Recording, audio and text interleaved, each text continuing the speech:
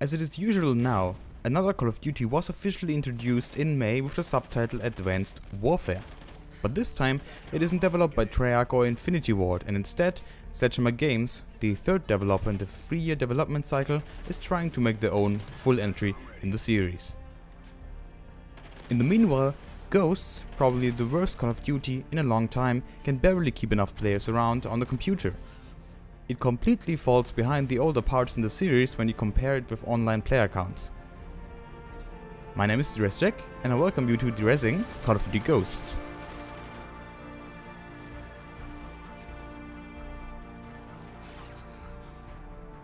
Personally, I've got my fair share of Call of Duty in the last years, especially if the series keeps on doing what it's doing for the last 6 games.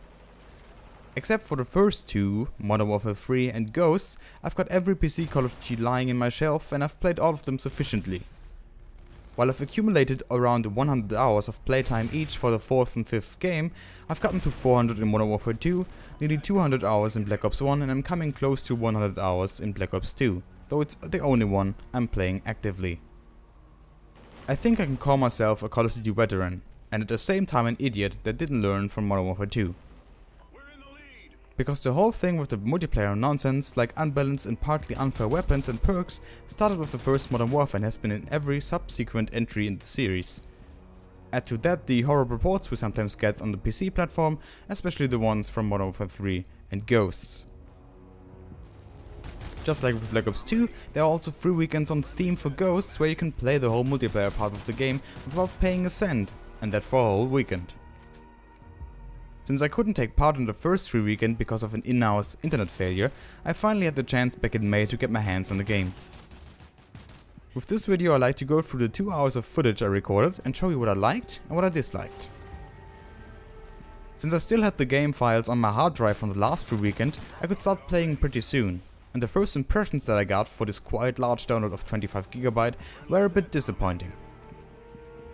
Most textures that I came across were of a really low resolution and weren't up to par with the fidelity I was expecting. I've checked the video settings while playing and surely everything was set to the highest settings possible. But after the first few minutes it was pretty clear. This was another run-of-the-mill Call of Duty with pretty much the same basic gameplay as the 6 parts before it.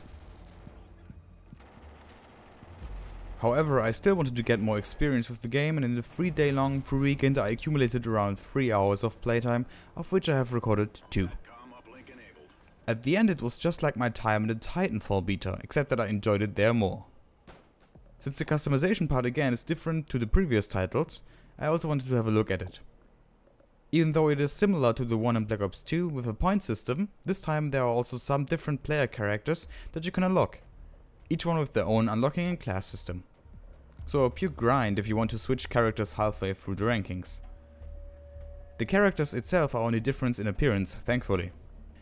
What I couldn't find out was why the later characters were locked behind much higher point costs than the ones at the start. Overall, I really like the way Ghost handles the customization of the custom classes. The menus are clean and give a nice overview of everything.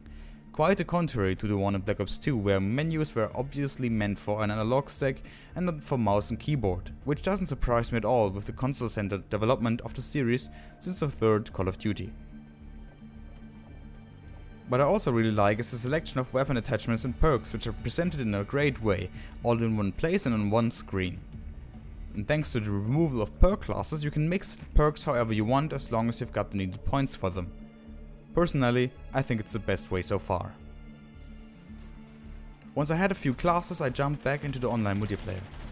It just so happened that I was able to play on the Freefall map, where you're playing in a toppled upper part of a skyscraper that is sliding down between the lower part and another skyscraper. This sounds a lot more spectacular than how it felt in the game. You can watch it sliding down a bit from time to time, but the map overall doesn't change. On the multiplayer map Strike Zone I could even watch one of Ghost's advertised features, multiplayer maps that are partially changeable. Only on this map you can call in a killstreak called Chem Strike, similar to the nuke in Modern Warfare 2, that after exploding changes the layout and overall look of the map.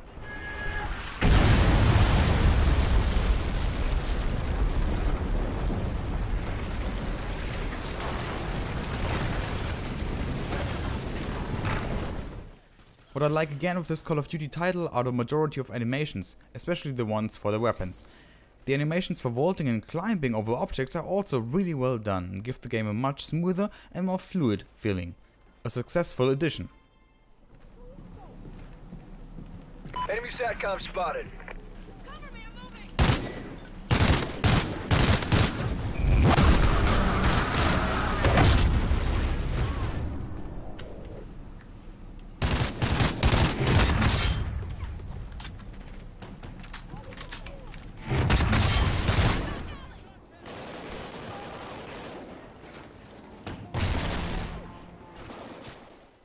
At this point I would also like to say that the HUD looks really good, even if a few parts are a bit larger than the rest.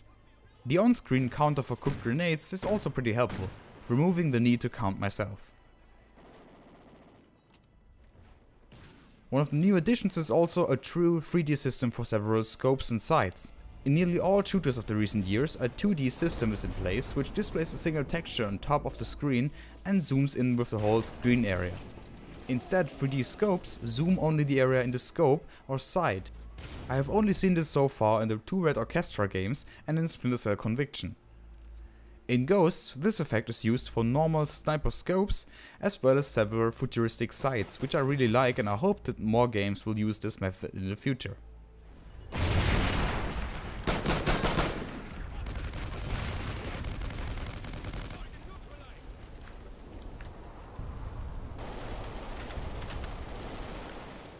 And as a last positive point, the overall size of the different maps seem to be a bit larger than what we've seen in the Call of Duty series since Modern Warfare 2, though it's sad that we only see this change back to how it was now. And that's it for the positive things I have to say from my time with Ghosts. Let's start again with the technical side. Ghosts runs on the same engine that was used in previous Call of Duty titles, developed by Infinity Ward, however it uses different advanced features when compared to the one used in Modern Warfare 3. High resolution textures are being used for the PC version, at least according to the developers.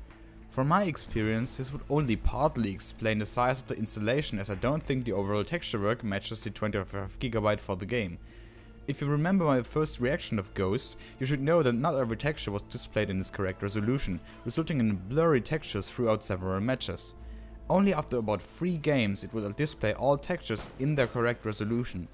This is definitely a problem with Ghost's streaming system, which I think is ridiculous, not only for a game from 2013, but also for a game that's been available for a few months. Even Singularity and Rage, 2 games that I still remember having awful streaming problems at their release dates, could fix them within a few months. But with Ghosts I had that every time I began playing. Otherwise Ghosts runs anything but good. While my frames per second were around 60 for most of the time, frame dips were happening very often. Not a smooth experience I got from earlier titles in the series, with the exception of Black Ops 1. Even worse when you compare Ghosts to a game like Battlefield 3, which runs much better on my PC, while providing a much larger and much more complex gameplay experience.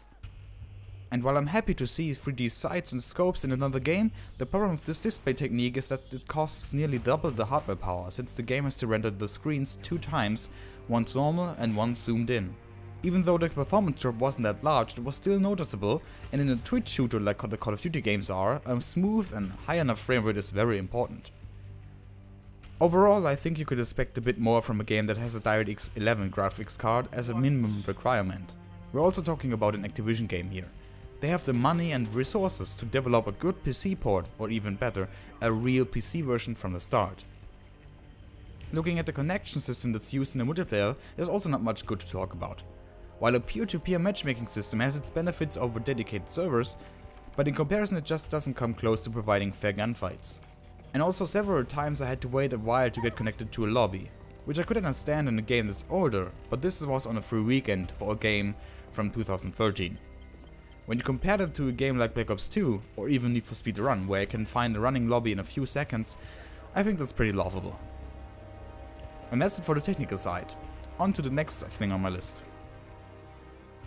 No later than the map with the camp strike zone, I again realized how bad the spawn system has become of the last entries in the series. Several times enemies spawned right near me after the camp strike changed the map layout. Most of my deaths from that match happened because I was shot in the back. On other maps it was similar, but here it was worst.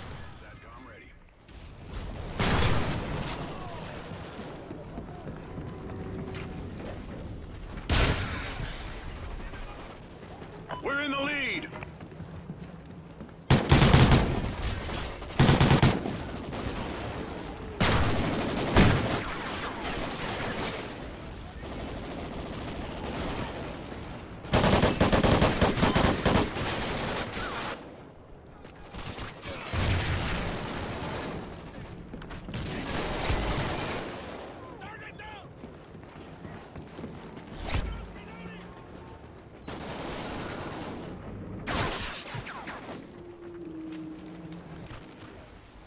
After a few rounds with the SC-2010, a rifle that is similar to the FN-FAL from Black Ops 1 and 2, I wanted to try the precision or marksman rifles that the game offers, as it's my favorite weapon type in video games. After I had tried the LMR-15 sniper rifle on the Strike Zone map, I decided that this wasn't what I was looking for, at least in Ghosts. And since most encounters happen in a medium to short range, and my reactions aren't quick enough to counter the lag the online multiplayer has, I chose the MR-28. A marksman rifle for middle distances. Although I like the weapon, it is not balanced when comparing it to the others. It is further far easier to shoot with an automatic weapon, even on long distances, than with this type of weapon. What in my opinion is pretty sad, but unsurprising as most semi-realistic shooters in recent years work like this. Generally, I had a pretty bad time giving off accurate shots because the recoil of nearly every weapon seems to be adjusted to an analog stick, and the flinch you're getting when you're being shot also throws off my aim even more, as I'm most of the time aiming for the head and not for center mass. But I wouldn't let that stop me, so I tried several of the different futuristic sites in Ghosts. They're really cool and a good idea, but the biggest problem with them is the mouse acceleration that the game has. This means that my movement of my mouse is not directly transferred to the game, and instead slows or speeds up certain movements, making predicting them rather hard. I also had chosen the Revolver as my secondary weapon, but I wasn't able to do any good with it. Its low damage and overall bad handling didn't help me at all, as I had to rely on accurate shots, which the game wouldn't let me do. I'm a big fan of weapons that deal a lot of damage and are highly accurate, but need precision from the user. The Revolver wasn't that for me. And sadly in general, it's just much easier to spray and pray instead of actually aiming for the head or doing accurate shots, something that annoys me quite a bit with recent Call of Duty games. Of course I have no problem to do this myself, and it allows me to get much higher kill streaks much easier, but the same should be possible with precision. This isn't the case in most shooters, and it isn't the case in Ghosts, thanks to the overly potent automatic weapons. All gunfights end rapidly on my screen, and it only shows the enemy shooting a few times, while often kill cams show several different hits. This has happened since Modern Warfare 2. If Ghosts would use dedicated servers, this would be much better and provide a much fairer environment for every player. What I also really don't like is that there are certain weapon attachments that don't have any negative effects on weapons, which results in forcing players to use this attachment if they want to stay on a level playing field. It's just like with Magnum ammo in Bad Company 2, which increases weapon damage. I just can't understand why these features get added during development, as they only narrow the amount of game elements people use. The effect is just that too many or most players run around with the same set of weapons and or attachments, just like it is for example in Battlefield 3. The problem is that this is the case in every Call of Duty since Modern Warfare 1. This leaves us with one last issue that I have with the game, the spawn system.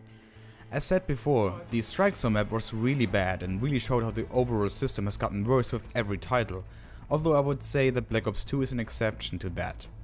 I would have really liked to see how Ghost's gameplay would have worked on a symmetric map with a better spawn system. But that's it, I would say. I think it's sad that every Call of Duty tries to reinvent the wheel instead of taking the good things of previous titles and combining them to a better game.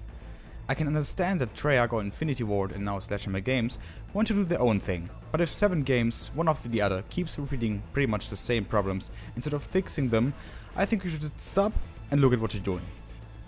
Yearly franchise releases or not, a bit of evolution every year while staying pretty much true to the gameplay of the previous titles would have helped the series greatly. I for one wouldn't condemn them as much as I do now, also with Electronic Arts and DICE. Here it took around half a year after the release of Battlefield 4 for things to somewhat change. In my opinion, 3.5 years too late for the Battlefield franchise. But that's it for now. This was my first Derezzing video here on this channel and I hope to do more in the future. Will I play Ghosts again when the next free weekend comes? No, I'm sure of that. I just hope that Advanced Warfare can finally do the series some good and not repeat the same problems again. But that's still open to see. I would appreciate it if you would leave me constructive criticism or what you liked in the comments below. A like would also be much appreciated. My name's Derezzing and this was Derezzing Call of Duty Ghosts. Thanks for watching.